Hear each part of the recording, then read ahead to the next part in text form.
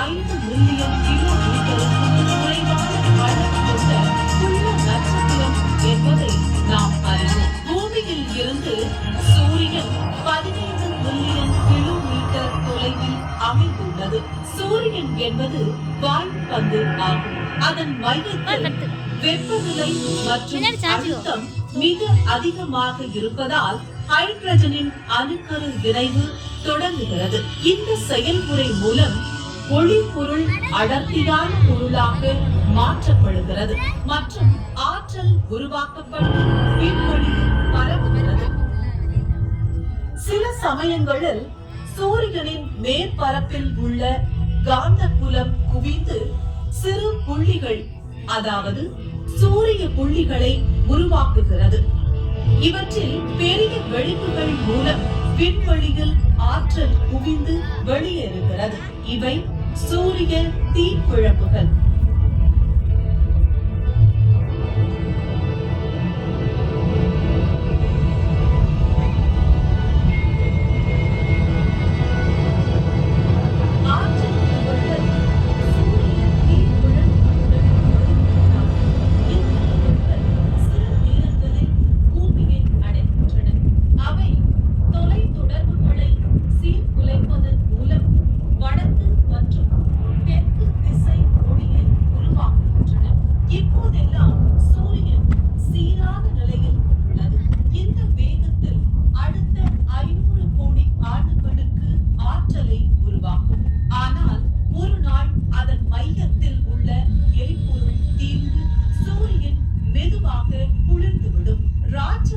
சிவப்பு வடிவம் எடுக்கும். அப்போது பூமி உள்ளிட்ட அருகில் உள்ள கிரகங்களை விழுங்கிவிடும்.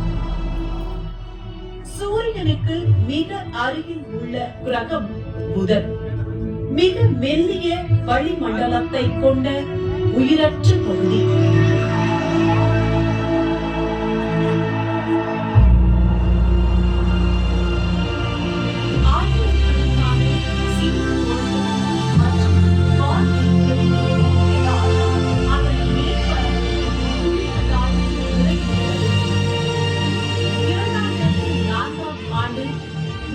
கண்காணிக்க விஞ்ஞானிகள் மெசஞ்சர் என்ற விண்கலத்தை அனுப்பினர். இந்த வாகனம் புதனின் மேற்பரப்பின் மதிப்புமிக்க விவரங்கள் மற்றும் தெளிவான படங்களையும் எங்களுக்கு வழங்கியுள்ளது. வீனஸ் பூமியின் அளவை போலவே உள்ளது. ஆனால் அதன் வளிமண்டலம் கிரீன் ஹவுஸ் வாயுக்கள் மற்றும் சந்திர அமிலத்தால் நிரம்பி இருக்கிறது. இதன் காரணமாக அதன் மேற்பரப்பின் வெப்பநிலை 400 டிகிரி செல்சியஸ் வரை உயர்கின்றது. வீனஸில் மிகப்பெரிய புவியியல் செயல்முறைகள் உள்ளன. அதிகப்படியான எரிமலை ஓட்டம் அதன் மேற்பரப்பை தொடர்ந்து மாற்றுகிறது. ஒவ்வொரு 100 மில்லியன் வருடங்களுக்கும் இந்த செயல்முறைகளால் வீனஸின் மேற்பரப்பு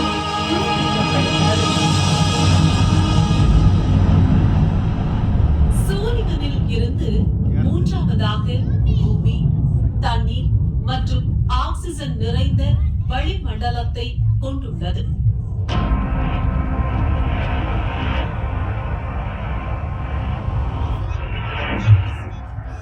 சூரிய குடும்பத்தில் பூமி விலங்குகளுக்கு ஏற்றது மற்றும்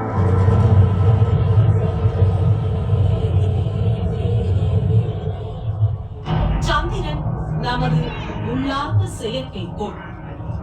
இது பூமியை விட 4 மடங்கு சிறியது மற்றும் வளிமண்டலம் இல்லை.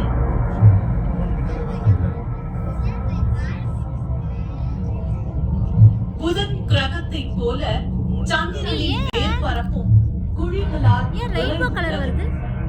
இந்த குழிகள் சூரிய குடும்பம் உருவாகும் போது ஆயிரக்கணக்கான மூலங்களின் விளைவாகும்.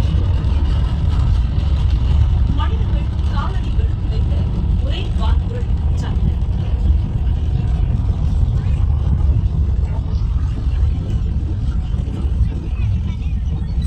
நான்காவது கிரகம் செவ்வாய். பூமிக்கு மிக அருகே செவ்வாய் வரும்போது நம்மிடம் இருந்து 70 மில்லியன் கிலோமீட்டர் தொலைவில் இருக்கும். கடந்த 40 ஆண்டுகளாக விஞ்ஞானிகள் செவ்வாய் கிரகத்தை தொடர்ந்து ஆய்வு செய்து வருகின்றனர். அதன் மேற்பரப்பின் தொலை வரைபடங்களை நாங்கள் உருவாக்கியுள்ளோம். அதில் பல பள்ளங்கள், மாபெரும் அழிந்து போன எரிமலைகள் மற்றும் ஆழமான பள்ளத்தாக்குகள் உள்ளன. நீண்ட காலத்திற்கு முன்பு இந்த சிவப்பு கிரகத்தில் நிச்சயமாக மேற்பரப்புக்கு கீழ் நீர் சிறிய அளவு இருந்திருக்கலாம். மேற்பரப்பில் எங்காவது ஒரு எளிய உயிரினம் இருக்கலாம். நகரும் சிறிய வாகனங்கள் மூலம் செவ்வாய் கிரகத்தில் எதிர்காலத்தில் பல மனிதர்களின் இலக்காக செவ்வாய் மாறும். அமைப்பில் மிக பெரியது மற்றும் அதன் அகலம் பூமியை விட 11 மடங்கு பெரியதாகும். பெரும்பாலும் ஹைட்ரஜன், ஹீலியம் மற்றும் மீத்தேன் ஆகியவற்றால் ஆனது.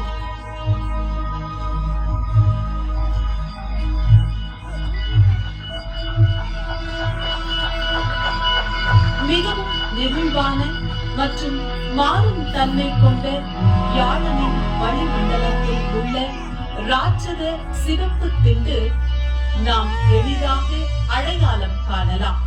இது பூமியை விட 2 மடங்கு பெரிய புயல் ஆகும். பல 100 ஆண்டுகளாக செயல்பட்டு வருகிறது.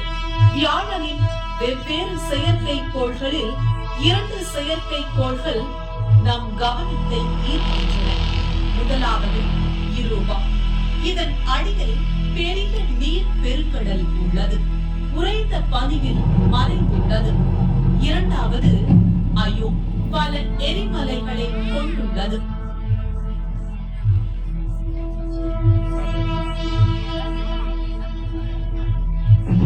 சனி, இது சூரிய குடும்பத்தில் உள்ள மிகவும் கண்கவர் கிரகம். இதன் வழக்கம் பனி மற்றும் பாறை துகள்களால் ஆனது.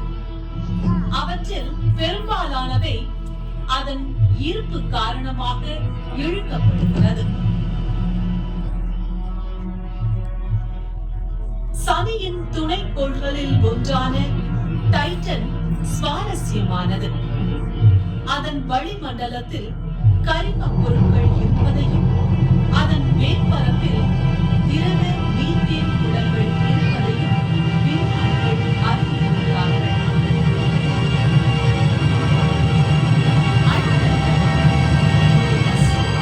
இது பெரிய வளையங்களை கொண்டுள்ளது, ஆனால் சனியை போல பிரகாசமாக இல்லை. சூரிய மண்டலத்தின் வெளிப்புற கோள் நெப்டியூன் ஆகும். இது யுரேனஸ் கிரகம் போல் தெரிந்தாலும் அதன் வளிமண்டலம் மிகவும் சுறுசுறுப்பாக உள்ளது. அதற்கு அப்பால் புளூட்டோ, எரிஸ், மேக்மெக் மற்றும் ஹவுயா போன்ற குள்ள கிரகங்கள் அமைந்துள்ளன. அவற்றின் நூற்றுக்கணக்கான அறியப்படாத கோள்கள் மற்றும் சிறிய உடல்கள் சூரிய குடும்பத்தின் எல்லையில் கேப்பர் பெல்ட் எனப்படும் பெரிய பெல்ட்டில் அமைந்துள்ளன.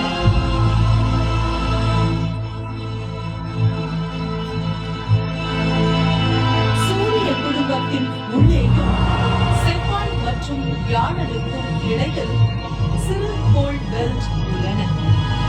வெவ்வேறு அளவுகள் மற்றும் வகைகளில் உள்ளன. இவற்றில் சிலவற்றிற்கு விண்கலம் சென்று ஆய்வு செய்துள்ளது. ஈரிஸ் என்ற சிறு கோள் மீது ஒரு ஆய்வர் ஏவியது. அதன் மேற்பரப்பை பகுப்பாய்வு செய்தது. மேலும் பனி மற்றும் தூசியால் ஆன பல வான உடல்கள் உள்ளன. அவை நாம் சில நேரங்களில் பூமியிலிருந்து பார்க்கின்றோம். வான்மீன்களின் வடிவில் பார்க்கவும் கடந்த காலத்தில் வான்மீன்களின் வருகை அழிவு மற்றும் அரசியல் கொந்தளிப்பின் குறிகாட்டியாக மக்கள் நம்பினர். சூரியனும் அதன் கோள்களும் குறைந்தபட்சம் 20,000 கோடி நட்சத்திரங்களை கொண்ட நமது பரந்த விண்ணி மண்டலமான பால்வெளியின் ஒரு பகுதியாகும். சிறு கோள்கள் மற்ற நட்சத்திரத்தை சுற்றி வருவதை சமீபத்தில் கண்டுபிடித்தோம். இந்த புதுமையான கவர்ச்சியான பந்துகள் வானவியல் அறிவியலில் ஆய்வு வளர்ந்து வரும் ஒரு கூறாகும். நட்சத்திரங்கள் வெவ்வேறு அளவுகள், வெவ்வேறு வகைகள், ஆனால் அவை எதுவும் நிரந்தரமாக நிலைப்பதில்லை. அவற்றின் கடைசி ஆண்டுகள் ஆயிரக்கணக்கில் முதல் மில்லியன் ஆண்டுகள் வரை இருக்கும்.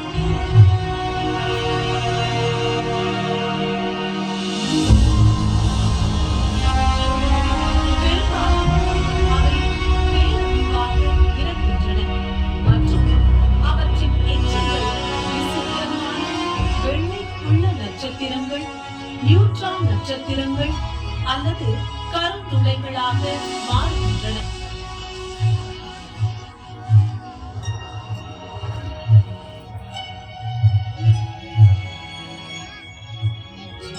நட்சத்திரங்கள் பொதுவாக கொத்துகளில் காணப்படுகின்றன. அவை இரண்டு வகைகளாகும்: கோளக் கொத்துகள் மற்றும் திறந்த கொத்துகள். கொத்துகளில் நட்சத்திரங்கள் ஈர்ப்பு விசையால் ஒழுங்கமைக்கப்பட்ட ஒரு பந்து வடிவத்தில் மையமாக உள்ளன. அங்கு நட்சத்திரங்கள் கொத்துக்குள் அமைந்துள்ளன.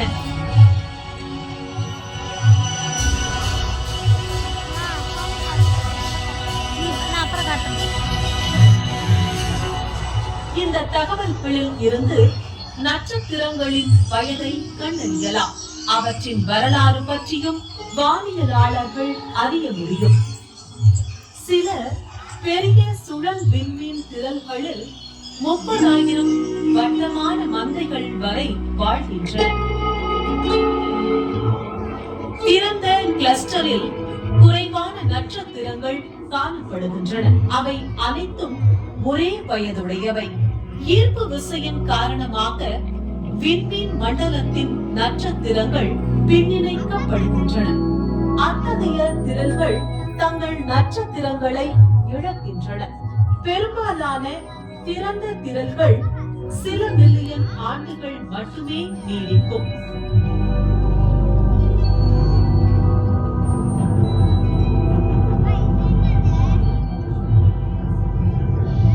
நட்சத்திரங்களுக்கு இடையில் தூசி மற்றும் வாயுவின் பெரிய மேகங்கள் உள்ளன.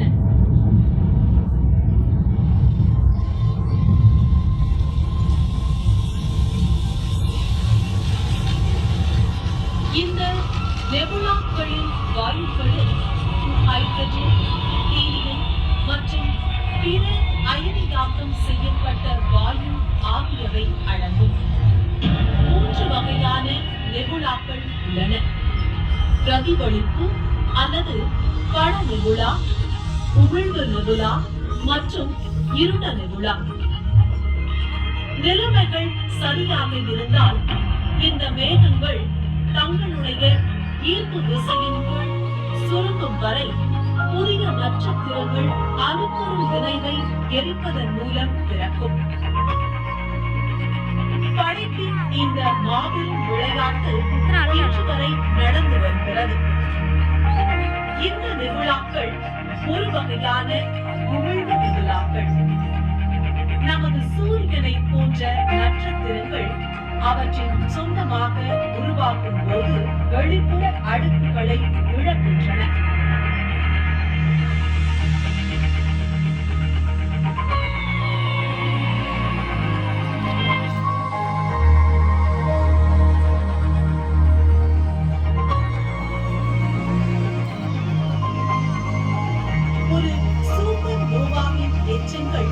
மற்றொரு வகை நெபுலா ஆகும். அவை விண்மீன் இடைவெளியே வாழ்க்கைக்கு தேவையான கனமான பொருட்களால் வளப்படுத்துகின்றன.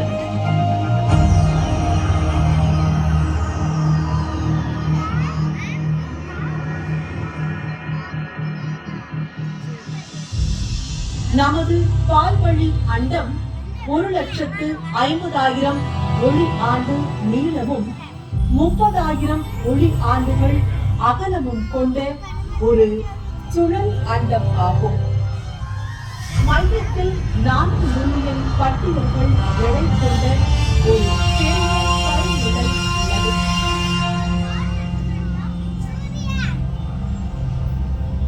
விண்மீன் மிகவும் பெரியது. ஆனால் இது பிரபஞ்சத்திலிருந்து வரும் ஒரே விண்மீன் அல்ல. உலகில் மில்லியன் கணக்கான மில்லியன் விண்மீன் திரள்கள் உள்ளன. அவை வெவ்வேறு அளவுகளில் உள்ளன.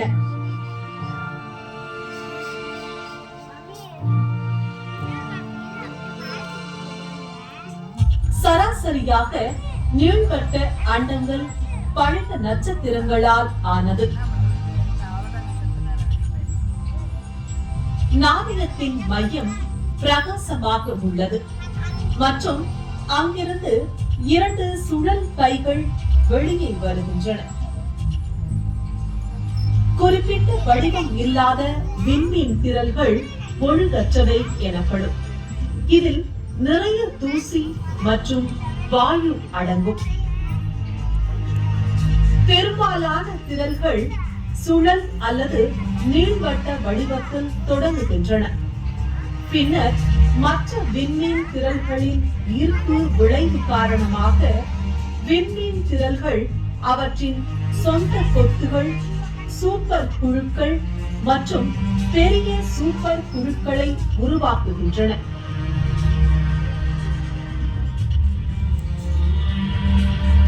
இந்த விண்மீன் திரள்களில் மோதல்கள் அடிக்கடி நிகழ்கின்றன.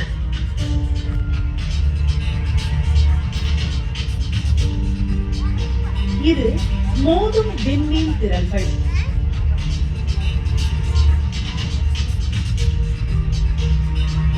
விண்மீன் திரள்கள் ஒரு சிறந்த நடன வடிவில் தொடர்ந்து மிதக்கின்றன. அது அழகாகவும் உள்ளது. பிரபஞ்சத்தின் உருவாக்கம் ஒரு பயங்கரமான வெடிப்புடன் இருந்தது என்று தெரிகிறது. இது 14 பில்லியன் ஆண்டுகளுக்கு முன்பு நடந்தது. அதன் பிறகு உலகம் எப்போதும் வளர்ந்தது. இந்த வளர்ச்சி தற்போது வரை தொடர்வதுடன் வேகமாகவும் அதிகரித்து வருகிறது. நாம் என்ன கற்றுக்கொண்டாலும் பிரபஞ்சத்தின் உருவாக்கம் மற்றும் இறுதியில் அழிவு பற்றிய பெரிய கேள்விகள் இன்னும் தீர்க்கப்படாமல் உள்ளன.